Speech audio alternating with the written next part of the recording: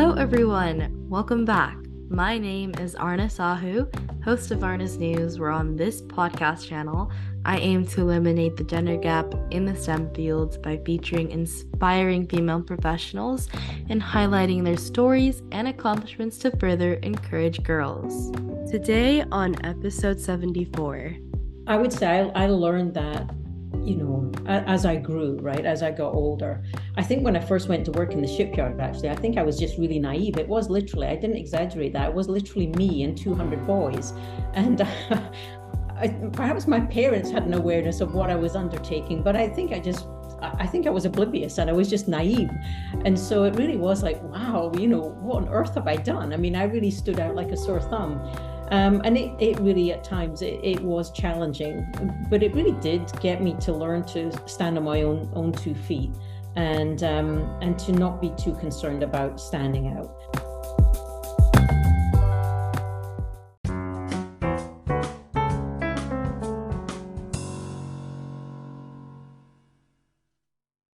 Today on episode 74, I am pleased to announce our guest, Phelan. On her first day of work as a 16-year-old engineering apprentice at a Royal Navy submarine base in Scotland, Anne met the 200 boys who had formed that year's engineering class with her. The phrase baptism of fire springs to mind, but it opened her eyes to the challenges of the workplace, learning what it takes to succeed, keeping her eyes on the prize, the need for adaptability, and an acceptance of change. These valuable lessons continue to serve Anne well on her career journey from government shipyard worker to senior international executive. Today, Anne is the founder and CEO of Merrett Davies International, an executive coaching practice focused on helping senior businesswomen learn to successfully navigate business and life challenges, achieve their career goals, and have the life they desire. Anne brings a wealth of international, multifunctional, cross-business experience to her clients through her coaching, and she's delighted to be able to share some of her experiences with us today. So thank you so much, Anne, for being here today. Before we dive into the questions, would you like to introduce yourself? Sure. Well, thanks. I'm absolutely delighted to be here with you today, Aarna. I was just really impressed when you actually reached out to me to just learn what it is that you're doing at such a young age. I think it's absolutely tremendous. And I couldn't be more delighted and honored to be here today. So, as you mentioned, I run my own coaching company now after many years in the corporate world. And I've tended to focus really in the same areas as you, which I guess is how we connected, right? It's about those STEM dominant industries that have traditionally been male dominated. It's super interesting work. I absolutely love what I do. And it really is, I think, a real privilege to be able to support women in the way that I do as a coach and a mentor. And I know we'll get into some kind of deeper questions where I can tell you a little bit more about my background, but I think that will probably suffice for now. All right. So my first question for you is tell us a bit about your career path. Given I'm significantly older than you are. But it's really, I guess it's in 3 distinct phases. That first phase was when I left high school. I wasn't particularly interested in going to college at that time. And so I started work as an indentured electrical technician apprentice with a Royal Navy shipyard in Scotland, in the UK. And I did that for 4 years. And then as I was doing that, we did have to go to, I guess you'd call it here in America, like community college. I still had to study, which was a big surprise to me because I thought when I left school, I was done with study. But I really enjoyed the study. And I decided that if I really did want to move forward with the career to the extent that I wanted to, that I really ought to go to college and get a degree. So off I went. I have a degree in engineering. And when I was looking for a job at the end of that, I actually moved into the corporate world. I left government work behind, and I went to work for an energy company.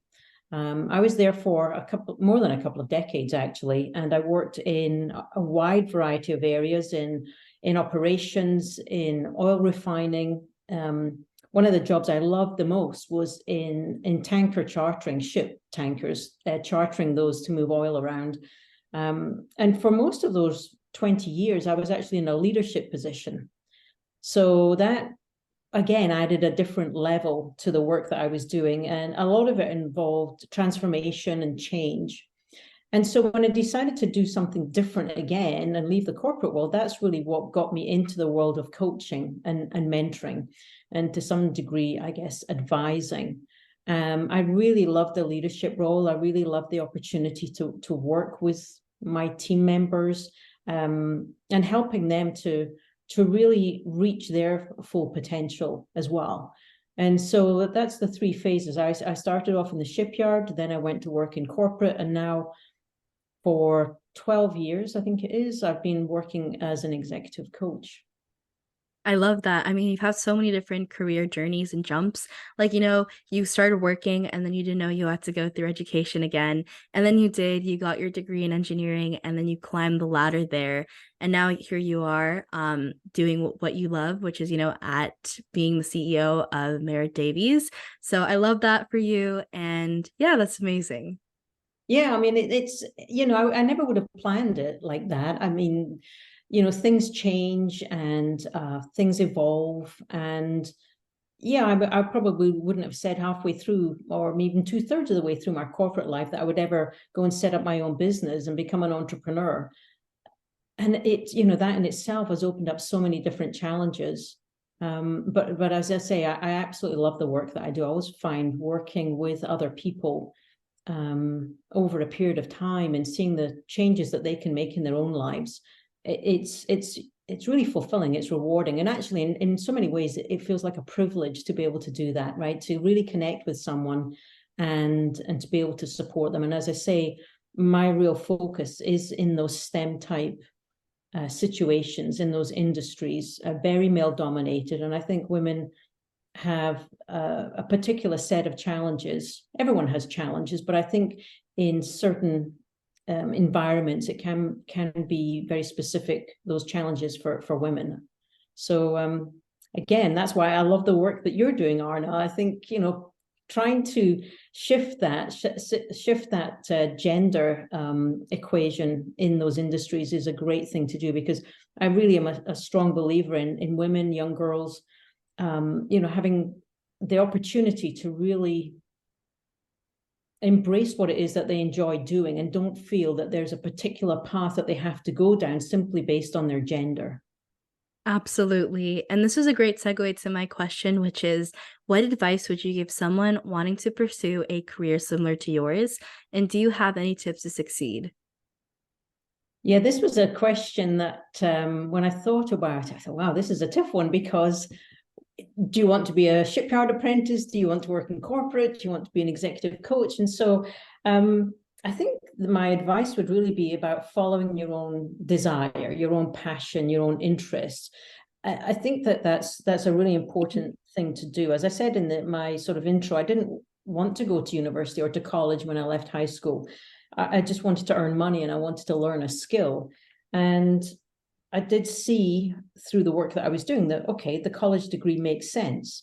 Go and do that as the next thing. And although I was slightly older than others when I went to college, I was 4 years older generally, because I went after my apprenticeship. And also when I graduated and I went to work in corporate, I was a little bit older than the other new hires. But to me, that's never been a barrier. I think it's, if you are confident in what it is that you want to do, and you're very clear on what it is that you want to do, things will start to fall into place. I think the challenges come when you're really not sure. Absolutely. Like, I feel like when you see yourself as someone who has a disadvantage, like, for example, you might think, oh, there's not that many people who look just like me, or other people might be younger. You kind of you put that on yourself and you kind of let that weigh you down. But just knowing that, sure, there might be different disadvantages that we all have. Like, nobody is just perfect. Just know that you can overcome that and you can do so many great things with that, because you might have more experience. You might have something else to put on the table. Just know that you shouldn't let that difference divide you from the people that you're around, or like the opportunities that might come your way. Yeah, and I love that you say that, Arna. I think that it's a very mature perspective to take. I would say I learned that as I grew, right, as I got older.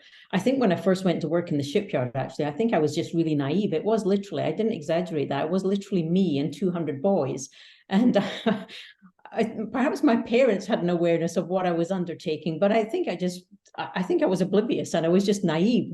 And so it really was like, wow, what on earth have I done? I mean, I really stood out like a sore thumb.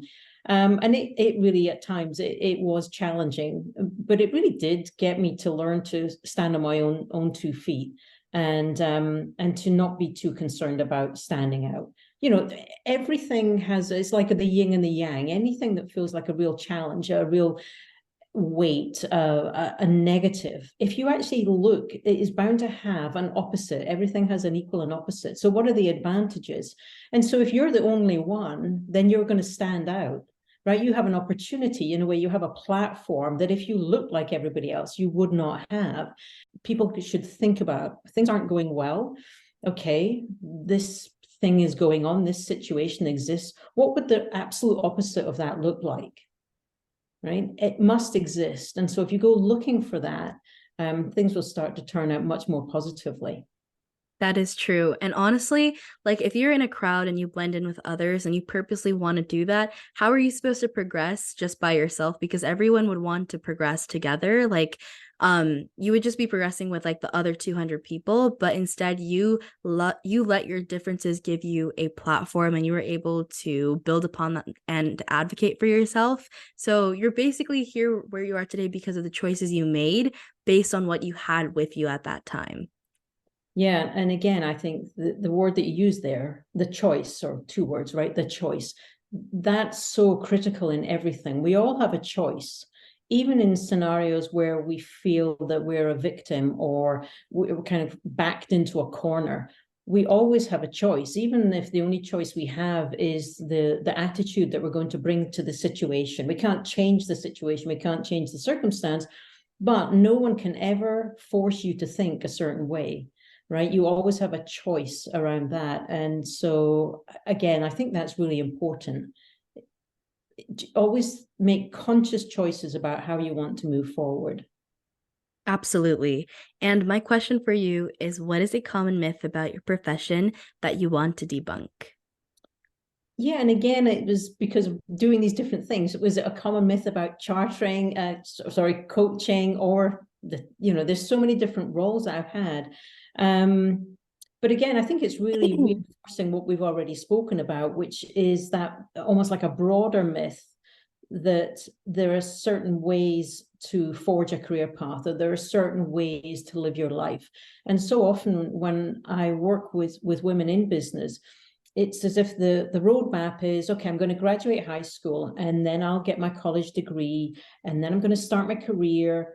Maybe I'm going to find a partner, get married, I might have children. Then I'm trying to manage work and home, and then I'm getting exhausted and getting lost. It's really, at that point, when you're juggling all of those things, it's as if the roadmap ran out. There is no roadmap after that. And so, again, I think that forget the roadmap, forget what you think people expect you to do. Decide yourself what it is that you would love to do, and then go and pursue that. So if there was a common myth, it is that there's a certain path to do certain things. I think in today's world, more and more, that is absolutely not the case. There's so many opportunities. Things are changing so quickly. Technology is changing so quickly that for young people, it's incredible. You can jump from career to career. You can jump from company to company. Unlike when I started, you might expect to spend your entire career with one organization. If you did that today, they'd be like, people would be looking, oh, like, what's wrong with this person? Why have they never moved? It's more like, 2, 3, 5 years in a role in a company, and then you're looking for something else. So there is no cookie cutter approach. So that would be my thought on, what would be a common myth. There is not only one way to do something. Yeah, there's not like a one size fits all type of equation, like, oh, if you do this for X number of years, you'll be happy, you'll live life fully, and you'll get a lot of money. Especially with a lot of technology today, and with this year with AI and ChatGPT, especially, like people are using these resources for the better. And a lot of companies are changing the ways that they do things. So it's really not the same thing as what happened before, like years ago.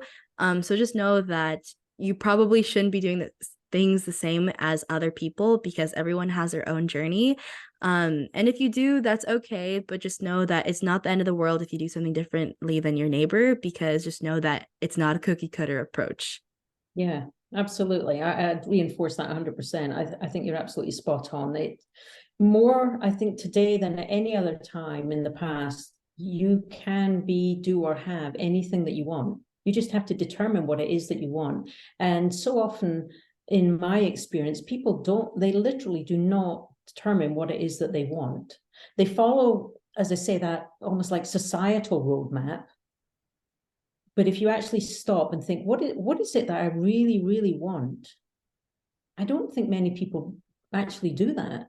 And actually, a lot of people, as they get older, find it incredibly difficult to define what it is they really, really want, because at that point, they start to think about, well, I can't have this for this reason, or I've got this responsibility, so I can't do that. And they constrain themselves tremendously instead of just having a blank piece of paper and saying, yeah, if I could be, do, or have anything, what would my life look like? And then moving forward on that basis. And it doesn't mean that everything's going to suddenly come to you because you've won the lottery.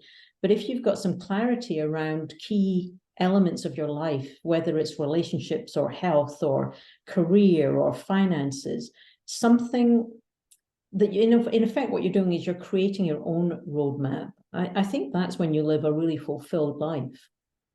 Absolutely. And my question for you is, if you could step into my shoes, what would you have asked yourself that I didn't? Okay, so I think this is a question, is around challenges. Really, what have been my toughest challenges in my career? And we've probably touched on some of them, right? So as I said, I'm an engineer, so therefore I love structure, I love process. So when there's huge ambiguity or a lack of clarity, or particularly a lack of structure or a lack of adherence to process, I have to say, when there is a process and people don't follow it, it kind of drives me crazy. So I find that to be a challenge. And of course, when you're in the working environment, you are working with a massive cross section of people, and people do things in different ways, and people don't always follow process.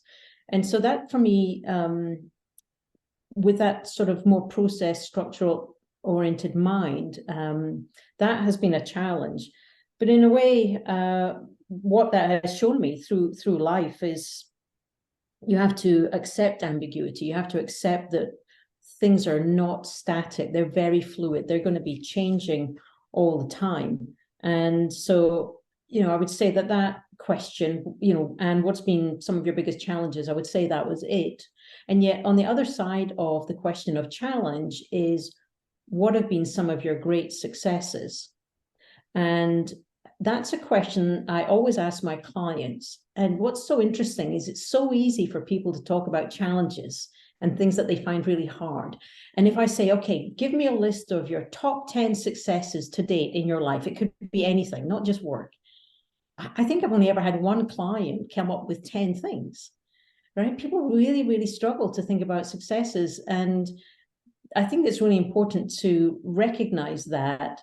And again, for your listeners, it's to not just think about the struggles, the challenges, the things that you're not particularly good at, your weaknesses perhaps, but what are you naturally skilled at? And what are your wins that you achieve every single day? It's really important to do that, because when you're in a constant growth phase, as someone like yourself, Aarna, right, you're just in this early part of your life, and you're studying and you're doing all sorts of new things, and you're learning and growing all the time. It's not always going to be smooth sailing. Things aren't always going to go well, but it's really important to get into that habit really at a very young age, to remind yourself every single day, what went well today? What were my wins today? What was maybe a bold action that I took today? To really build up that inner confidence, that self-belief that will really stand you in good. 100% agreed. With what you said before, like of the ambiguity part, I can definitely add on to that as a student myself. Like during online learning, all the projects that I had to do on like, Zoom and everything was solo, so I knew what I was able to do, my constraints, like the problems I had, and I was able to figure it out myself. But going back to school, I thought to focus on what other people need, like the other people's needs, and it was really hard to figure out why other people weren't working the same way I was. And I was like, okay, if you can't do this thing, then can you tell me? Like, I needed answers to the questions I had. And it was a lot to take in because other people don't work the same way I do.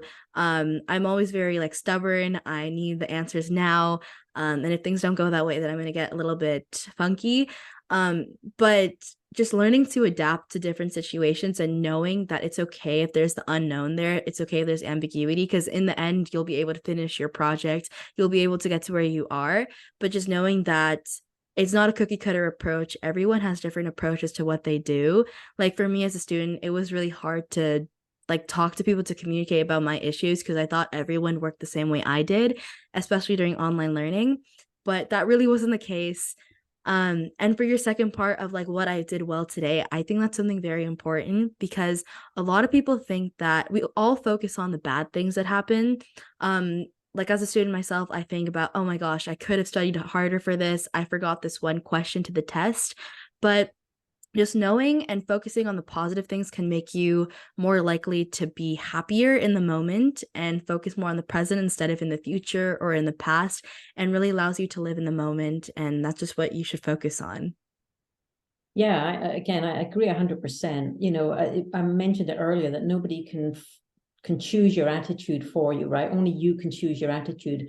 And it's almost like having a conversation with yourself on a fairly regular basis. So when you're getting frustrated with other people not working in the same way that you do, and I think we all do that as human beings, right?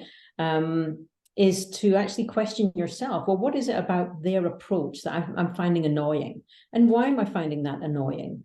And perhaps what other kind of attitude could I adopt that made me feel more relaxed? Because what I think we forget is that when we have this frustration or irritation or resentment or things like that going on in our own head, it's actually just going on in our head. It's not affecting, it's not going on in other people's heads necessarily. Our mood might affect them, of course, but we have the power to choose our mood. We have the power to choose how we're thinking. And again, it's because we tend to work on autopilot. We don't often stop and think, okay, how could I change? How could I do something differently? What could I potentially learn from that person? It's a hard thing to do, especially when you're absolutely convinced, of course, that you're right. But I think it's something that is worth practicing. Is questioning Absolutely. yourself when you're finding yourself very frustrated, very irritated. Okay, what could I do differently? How could I hear this person differently? It sounds a bit sort of rose-colored spectacles perhaps to work that way, but I do think that on the times when you can do that, it allows you to have a better day, Yeah. right? That's what it's all about. And it also lets you learn more about yourself because during online learning in like middle school, I had like this approach where I had to finish this by this due date. And if it wasn't there, then I had to like cram in. I had to make sure I got it in.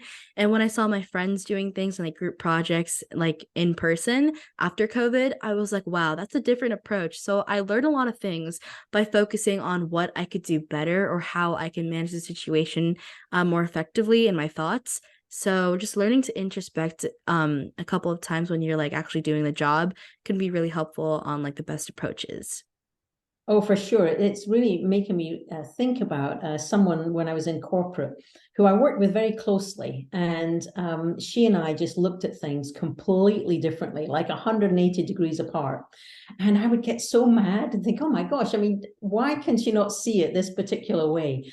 And she was very calm, very relaxed. And it eventually sunk into my mind that, you know what, I should really use her almost like a partner.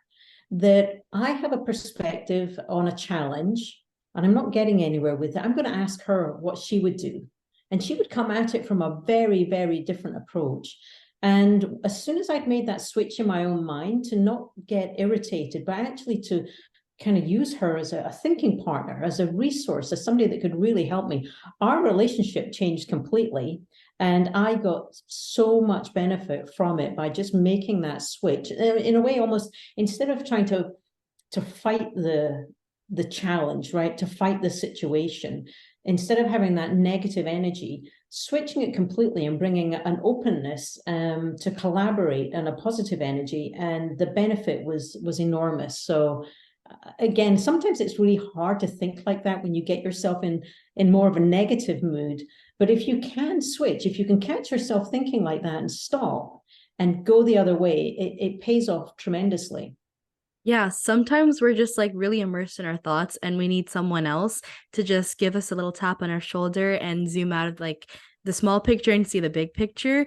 And that's what happened to you, your partner was like had a completely different approach on everything, and though you were frustrated, you finally decided to, understand their thinking and accept that, and you were able to like fundamentally alter the way you thought and approach problems with someone else's perspective. Yeah, absolutely. Absolutely. And again, it's amazing. It's all about those choices that you make in your head. But you have to, in a way, have that conversation with yourself to recognize, oh, I'm off down that path again, that habitual path I go down. How about trying a different approach and just being open to different things? I think it just opens up the world to you in a very different way. And if you actually start to observe people and their habits of thought and their habitual approach to things, again, it's really fascinating. Human behavior, I find, is just the most fascinating thing. I love it. Absolutely. And my question for you is, what are the best resources slash books that have helped you find your career path? Again, there've been so many different things in so many different areas. But I thought I'd suggest some books that are really more, they're pertinent to everyone, but I've really come across them in this latest phase as the executive coach. And so one you've probably heard of, it's a very old book, Think and Grow Rich by Napoleon Hill. It's one of the classic self-help books. If you read it now, the language seems very old-fashioned because it was written, I guess, in the 1930s, something like that. But it's timeless because so much of what he talks about in the book is applicable now as it was, almost 100 years ago. And it's really all about success principles. What are the things that very successful people do in order to arrive at that point, right? To build a success and sustain it. And clearly there are thousands of books written about how to be successful, but I think this one is an easy read. And as I say, it's a timeless classic. So that's one. There's another book that depends on who your listeners are as to whether or not people would be interested in this. This is, I think, one of the best books I have ever read, and it's called The Choice by Edith Eva Eger, who is, I think she's about 96 years old now. It's quite remarkable. She only wrote this book when she was about 90. The most incredible life.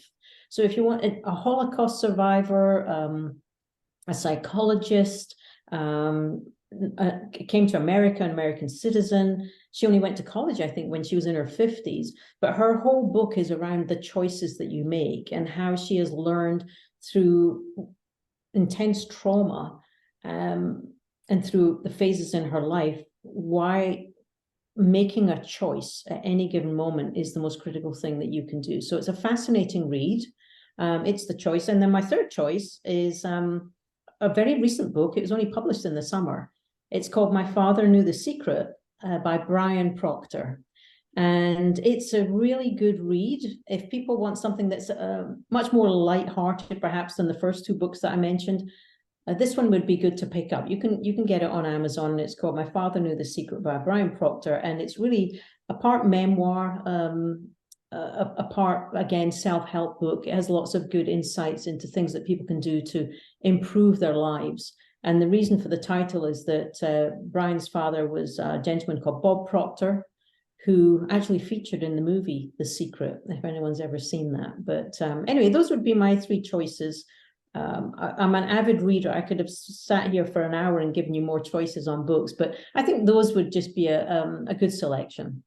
I love that. I'm gonna definitely check them out. I think those books are really interesting, especially like the last one. I'm gonna definitely check it out because it's like a memoir.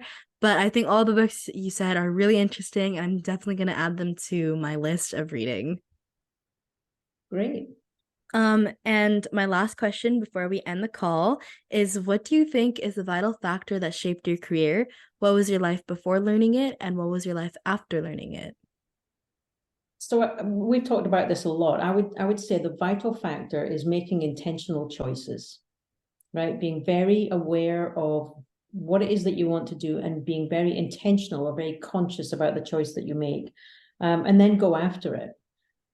I think that's always been a part of my life, and when I'm not clear, that's really when I get lost, when I don't really feel fulfilled. So I think that's the vital factor. And as I say, before I really understood that, uh, I probably went down some paths that weren't necessarily the right choice. But once I became clear, and probably, as I got older and had more confidence to make the choices that I wanted to make, then things just fall into place. I remember when I was first in the corporate world, and I mentioned to my boss at the time that I wanted to become an oil tanker charterer. I wanted to hire oil tankers. And he said to me, "Oh, well, you can't do that, Anne. We don't have any women doing that."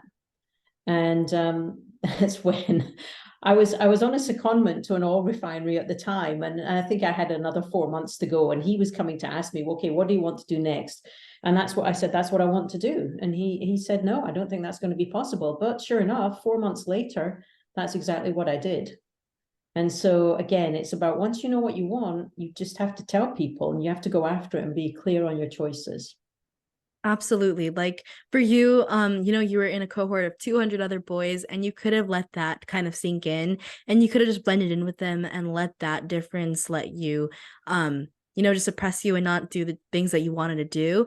And even so, you told, your boss things that you wanted to do. You wanted to like hire other people, and they were like, no, I don't think other girls should be there. It's only for guys. If you let that like define you at that moment, I don't think you would be here today, because those choices basically define the path that you laid out. You yourself wanted to find things that propelled you through your career journey, and you let that happen instead of letting things fall to your side and blame it on them and be part of like societal norms. You kind of chased after what you loved, and that is something that I think everyone should implement, because a lot of people who are naysayers will think that your choices and your dreams are not valid. But if you let them define you, then you will basically become that norm, a representation of that norm. But if you chase after the things that you love, then you'll eventually end up to where you want to be. Absolutely. I couldn't have said it better myself, Aarna. I think that, yeah, go after what you want and don't let people tell you can't do it. There will always be people that will tell you that you can't do it, and they will tell you that for their own reasons. Don't listen. If you really have a passion for something, you really have a strong desire for something, never stop. Always go after it, no matter how hard it is. And you'll come against challenges and roadblocks, and people won't want to help you. But if you keep going at it, you'll find people that will help you, and you'll get the right support around you, and you will be able to achieve what you want. People are amazed actually when they start doing this, just how much they can achieve, just what they're capable of. I think most people tend to be working at, certainly not at full capacity, right? And given you only get one life to live, you might as well go at it and get the most out of it that you possibly can. Absolutely. Like, be able to chase your dreams. Don't let the naysayers get to you. If you really love something, chase after it and run for it. Get what you want, because in the end, you will be able to get to where you are today, not those naysayers and the societal norms. Yeah, absolutely. Well, thank you so much, Anne, for being on this call with me. I absolutely love talking to you. Before we end off, do you have any last words to the audience? Well, I would just say thank you, Arna. I mean, it's always wonderful to have an opportunity like this, and to have the conversation with you at the age that you're at and the influence that you're having. I just take my hat off to you. I think it's absolutely tremendous.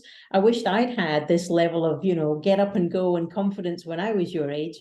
So thank you. Thank you for having me here as a guest. I've really enjoyed it. And I've learned a lot from your different podcasts and different guests that you've had. So keep doing what you're doing. Thank you so much, and I hope you have the best rest of your day. Thank you.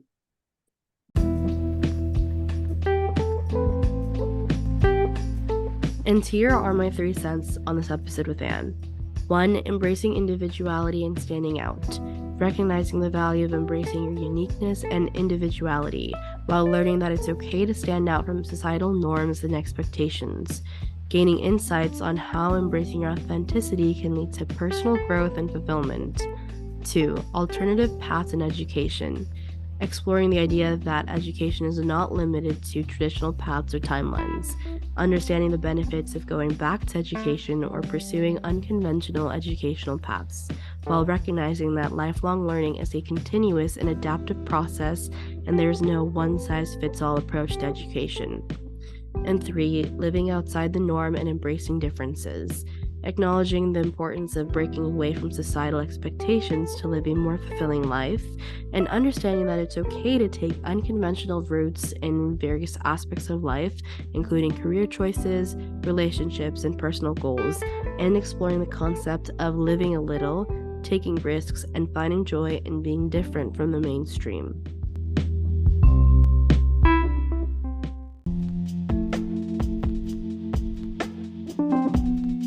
Thus, that concludes the episode for this week. If you want to know more about how I relate to these amazing topics, then stay tuned for upcoming episodes.